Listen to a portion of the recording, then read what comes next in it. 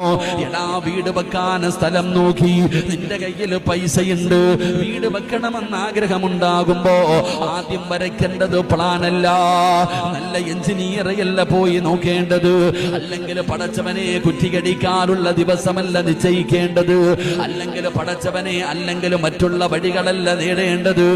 റസൂലുള്ള പറയുകയാ, അവിടങ്ങ് പറഞ്ഞു ഫൽയുസല്ലി റകഅത്തിന് മിൻ ദൂനിൽ ഫരീള,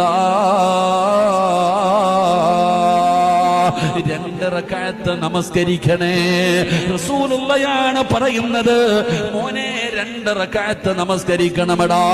വീട് വെക്കുന്നതിന് മുമ്പ്, വീടിന് കുറ്റിയടിക്കുന്നതിന് മുമ്പ്, എഞ്ചിനീയറെ കാണാൻ പോകുന്നതിന് മുമ്പ്, വണ്ടി എടുക്കാൻ മനസ്സിൽ ആഗ്രഹമുണ്ടാകുമ്പോ നീ ചെയ്യേണ്ടത് എന്തെന്നറിയുമോ? അള്ളാന്റെ റസൂല് പറയുകയാണ്, നീ 2 റകഅത്ത് നമസ്കരിക്കണേ. സലാം വീട്ടിയതിന് ശേഷം അള്ളാഹുവിന്റെ ദർബാറിലേക്ക് ഇരു കരങ്ങൾ ഉയർത്തിയിട്ട് കരഞ്ഞുകൊണ്ട് പടച്ചവനോട് പറയണം, അല്ലാ,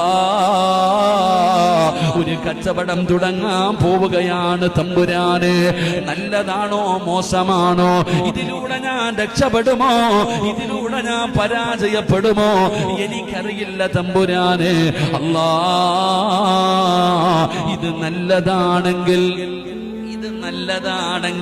നീ നടത്തി തരണേ അല്ലാ, പോകുന്ന വഴികളൊക്കെ തുറന്നു തരണേ അല്ലാ.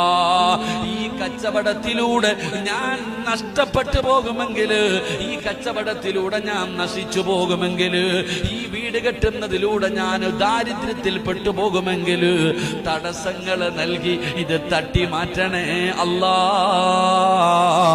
എന്ന് നീ നിസ്കരിച്ച് ദുആ ചെയ്യണമെന്ന് ആദരവായ പ്രവാചകൻ നബി മുഹമ്മദ് മുസ്തഫ